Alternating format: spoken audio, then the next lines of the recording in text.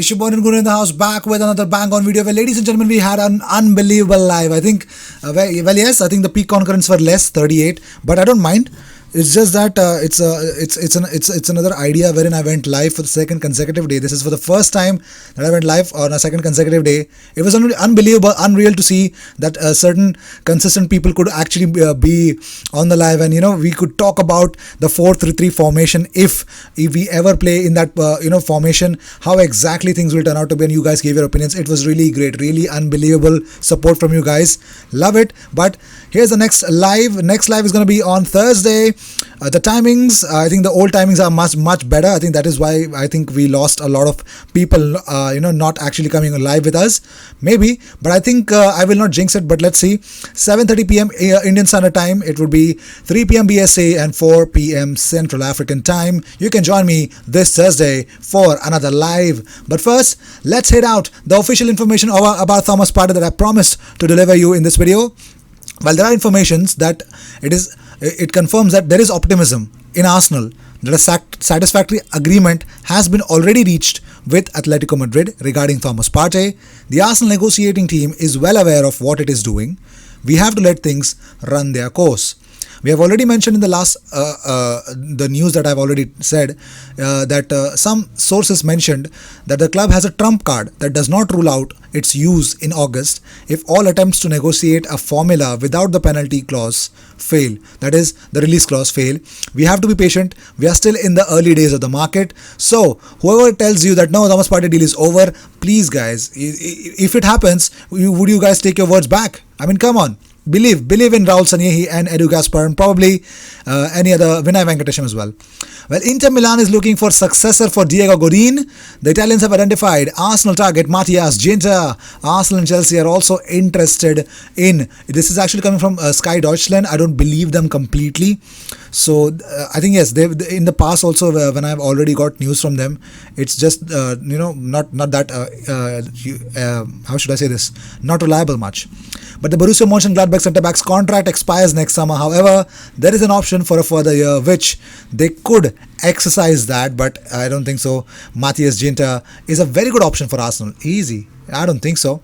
And the Schalke must hand over top performers like Ozan Kabak, McKennie and Amin Harit, who are probably sale candidates. So you can understand that these three people could be sold off.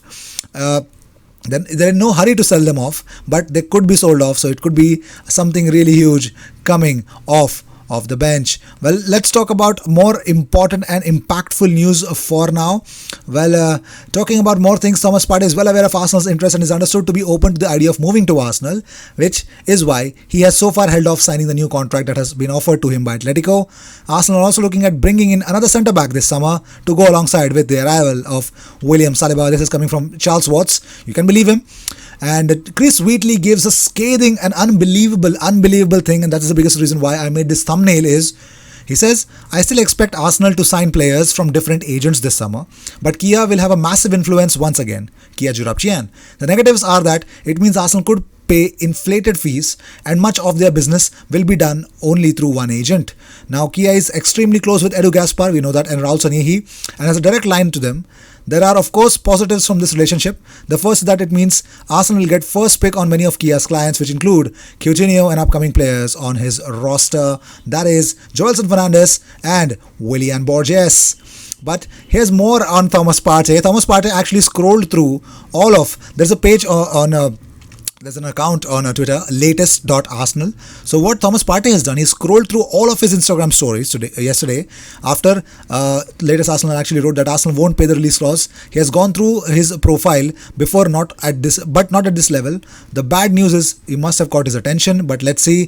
That means Thomas Partey is looking into the stories. This I've already mentioned in my one of my videos as well, that Thomas Partey is very much interested, very much interested in going on these Arsenal fan channels or Arsenal fan accounts on Twitter or probably Instagram and check them out, their stories and everything. So, moving on, Crystal Palace will listen to offers for want away Wilfred Zaha. Yes, Crystal Palace are wanting to understand that they couldn't keep Wilfred Zaha. That's why I think that affected his performance this season. Very unreal of Zaha's quality this season. But more on it.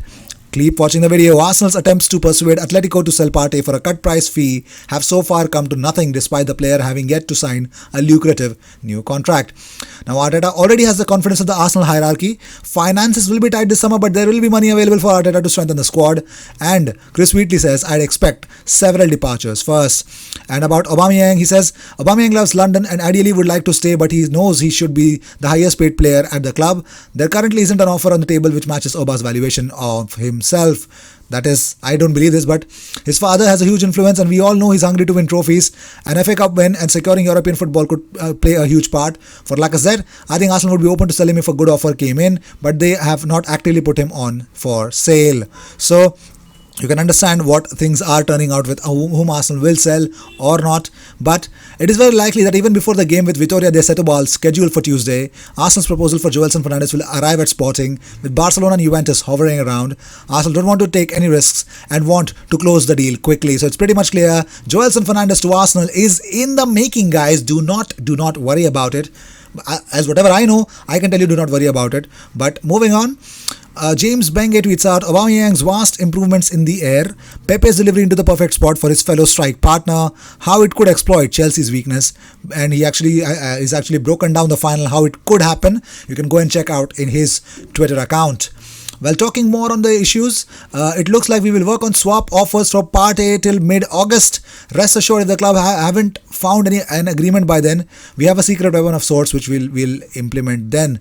So yes, Fabrizio Romano, well, he just he's actually giving you overt news, not the covert news that you actually should believe.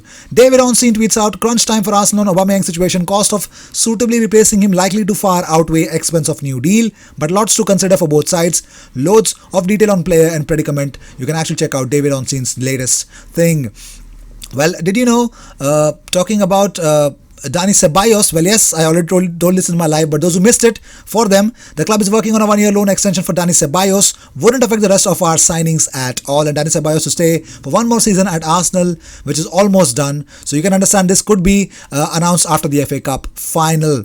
So next week, we are going to see Aubameyang signing a new contract, according to me, and Dani Ceballos signing a new deal. And Mundo Deportivo actually insists that Barcelona have no interest in Matteo Guendouzi.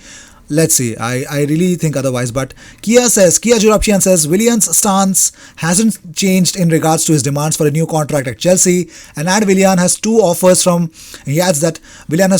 Premier League teams on the table. Kia also says that Coutinho would love to come back to the Premier League and there is genuine interest from clubs. And Willian's agent also has claimed that the player has two offers from the Premier League, two from Europe and one from the MLS. Not only this, we're going to talk about Willian and Coutinho. Well, if Coutinho leaves Barcelona, it will be on loan. Don't expect any transfers for a fee of about 30 to 40 million pounds in this window. Coutinho will make a decision after Bayern's UCL campaign, and so it's just that similar situation with Thomas Partey as well. Well, talking about more situations, also Kia Jurapchian said that Willian has confirmed that his future will be decided after the FA Cup final on the 1st of August, and that could be it. Well, talking about more things, Pierre-Emerick Aubameyang, Bernd Leno and Bukayo Saka have been named for the Arsenal Player of the Season award.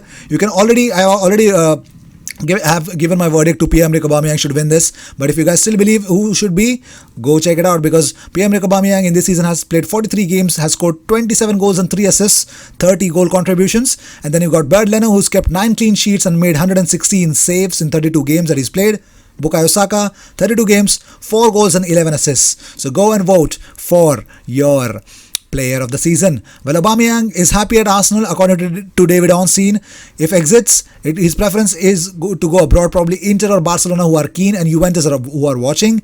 And data suggests that he is already in his prime, and since he's popular with his players and staff as well, and no complaints on role what he's doing, and Sanyehi is conducting talks, so extension clause is redundant. But let's see where Arsenal will finish. I'll tell you about it. But if you guys have forgotten it, let me remind you, no player successfully dribbled past Virgil van Dijk during the 2018-2019 season, and then came Nicolas Pepe, and we all know what happened when we played against him, ending Virgil van Dijk's 50-game streak. As unbelievable of actually going successfully, no player that had dribbled past him. So that has been broken by Nicolas Pepe. So more things to come in the next season with Nicolas Pepe for sure.